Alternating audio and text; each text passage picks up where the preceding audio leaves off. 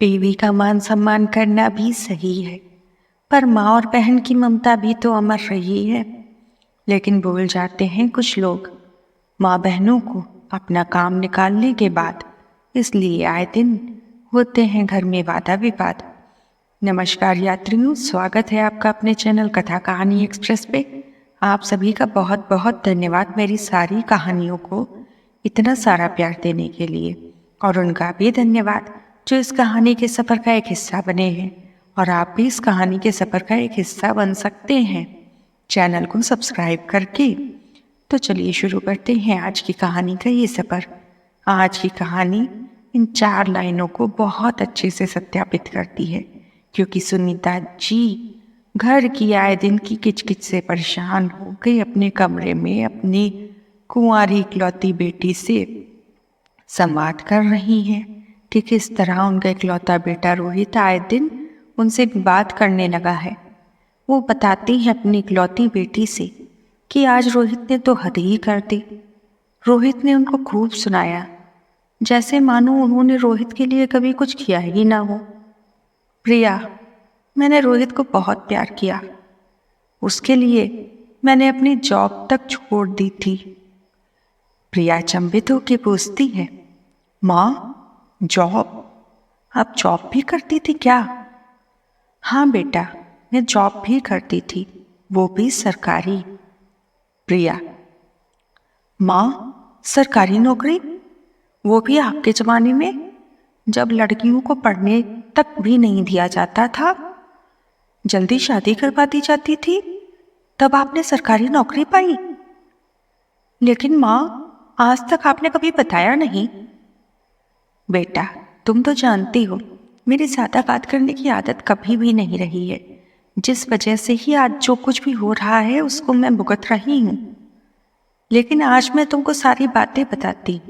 दरअसल तुम्हारे नाना नानी भी इसी सोच के थे कि लड़कियां ज़्यादा पढ़ लिख के क्या करेंगी, घर पर रहो, घर की जिम्मेदारी देखो, पति की जिम्मेदारी देखो, और फिर बच्चे बच्चे भी तो होते हैं, उनकी परवरिश भी तो करनी होती है।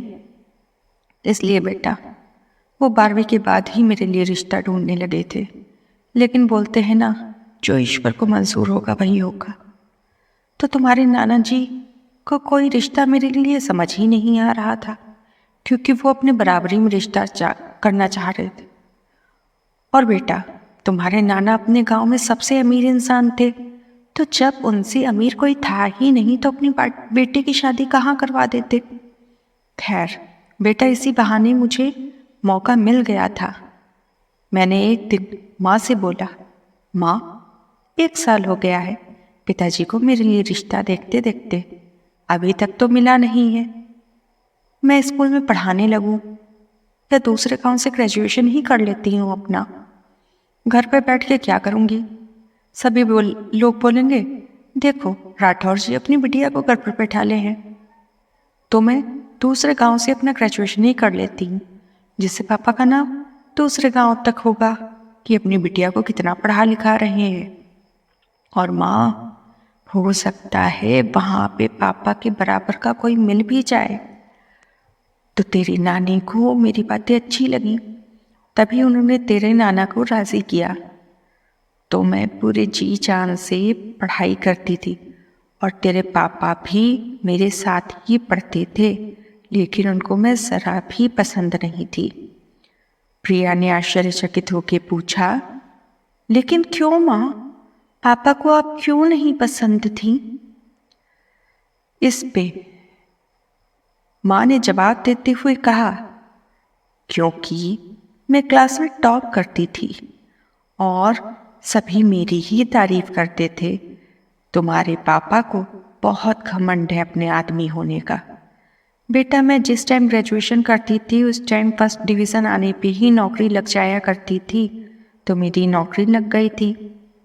और तुम्हारे दादाजी अपने गांव के सरपंच थे, तो एक बार तुम्हारे दादाजी ने मुझे सम्मानित होते देखा, तो उन्होंने मुझे अपनी बहू बनाने की जिद पाल ली। अच्छा, तुम्हारे पापा मुझे पसंद तब भी नहीं करते थे और आज भी नहीं करते हैं, जिस वजह से ही उनका बेटा भी मेरी इज्जत नहीं करता है, और तुम मेरी बेटी हो इसलिए तुम्हारी इज्जत भी नहीं करते हैं, ना तुम्हारे पापा और ना तुम्हारा भाई।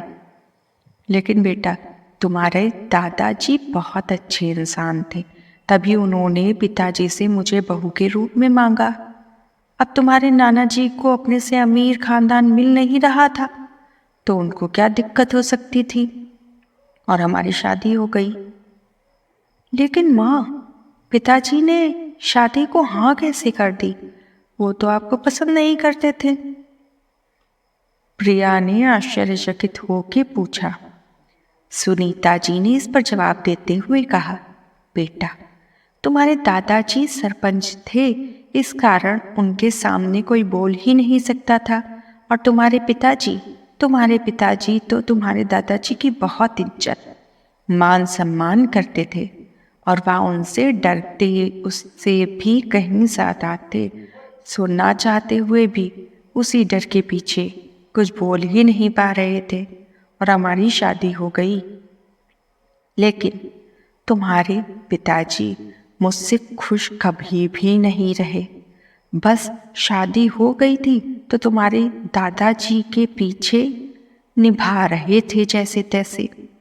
तुम्हारे दादाजी सरपंच थे, इस कारण वह लड़कियों की शिक्षाओं पर ज़्यादा ही ध्यान दिया करते थे। इस वजह से उन्होंने अपनी बहू को नौकरी करने की इजाज़त दी थी, तो मैं नौकरी चली जाती थी। मैं घर का सारा काम करके ही जाया करती थी, लेकिन चूंकि तुम्हारे पिताजी को मेरा कमाना इसलिए अच्छा नहीं लगता था क्योंकि मैं उनके बराबर जो खड़ी हो गई थी। तुम्हारे पिताजी को अपने आदमी होने पर बहुत ज़्यादा घमंड था। इस वजह से वे आए दिन तुम्हारी दादी को यही बताया करते थे कि कैसे मैं बाहर जाती हूँ तो उन्हें अच्छा नहीं लगता है। तुम्हारे पिताजी तुम्हारे दादा जी से तो कुछ बोल नहीं सकते थे क्योंकि वो उनसे डरते थे, तो उन्होंने तुम्हारी दादी को मोहरा बनाया। क्योंकि दादी भी एक स्त्री थी, तो उनको कहीं ना कहीं जलन हो गई थी मुझसे, तो उन्होंने भी ये सारी चीज़ें अच्छी नहीं लगने लगी। इस वजह से उन्होंने उनसे भी बढ़ के कोई और आगे कैसे हो रहा है, उसी कारणवश ईर्ष्या पैदा कर ली मन में। उनके घर में जिसको समाज में बहुत ज़्यादा इज्जत मिल रही है, उनसे भी ज़्यादा। यह कैसे हो सकता है, कैसे संभव है?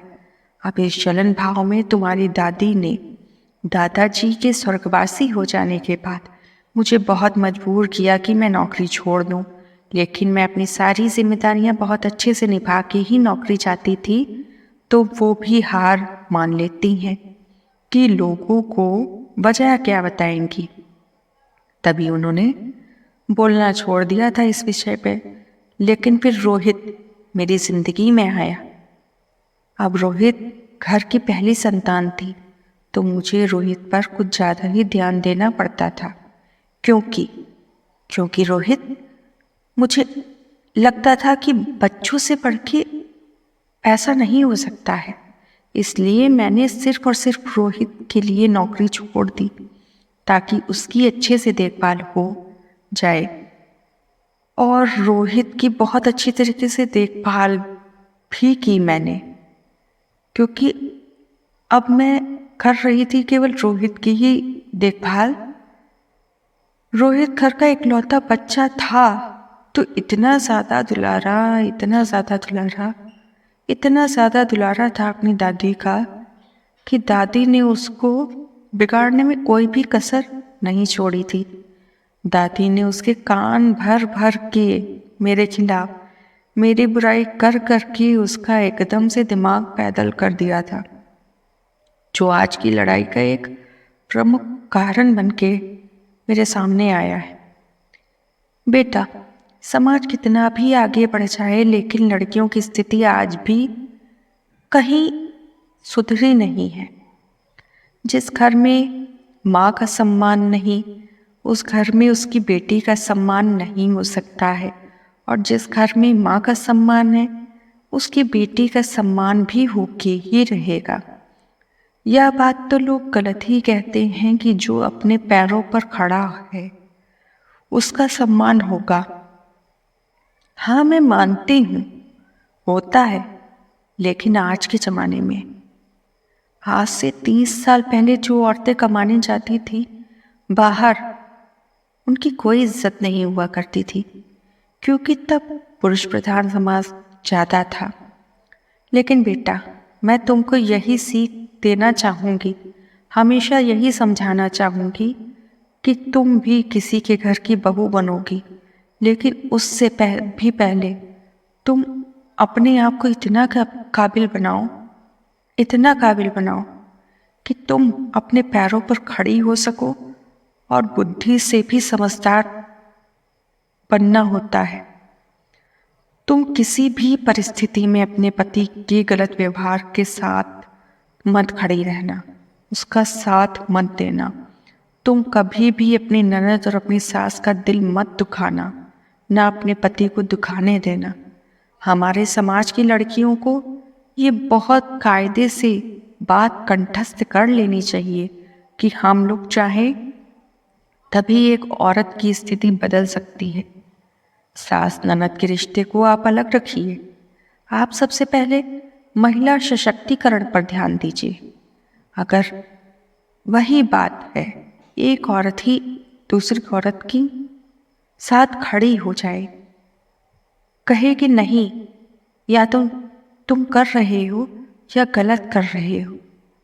कोई भी आदमी घर की औरत के साथ गलत कर ही नहीं सकता है, मगर घर की औरतों को ही प्रॉब्लम हो जाती है सबसे पहले दूसरी औरतों को आगे बढ़ता देख। बहुत बुरी बात है। बेटा, तुम ही इस बदलाव की शुरुआत करो। जी माँ, ज़रूर, मैं अपनी पूरी जी जान लगा दूंगी इस बदलाव के लिए। मैं कभी किसी औरत के साथ किसी को भी गलत करने के लिए प्रेरित नहीं करूंगी। ये आपकी बेटी का वादा रहा आपसे। तो देखा दोस्तों, सही ही कहा है किसी ने कि एक औरत ही औरत की दुश्मन होती है। तो जो भी औरतें इस कहानी को सुन रही हैं, वो प्लीज़ औरतों का सही काम में समर्थन करें, और जो भी आदमी देख रहे हैं, सुन रहे हैं, वो भी अपने परिवार को साथ लेके चले। आखिर माँ बहनें भी आपका ही परिवार है। तो दोस्तों, आज की कहानी यहीं तक। मिलूंगी एक दूसरे कहानी के साथ एक नए सफ़र पर जाने की, और तब तक के लिए धन्यवाद। दोस्तों, अगर आपको मेरा चैनल अच्छा लगता है तो सब्सक्राइब ज़रूर करें, और कहानी को लाइक और कमेंट भी करें। धन्यवाद दोस्तों।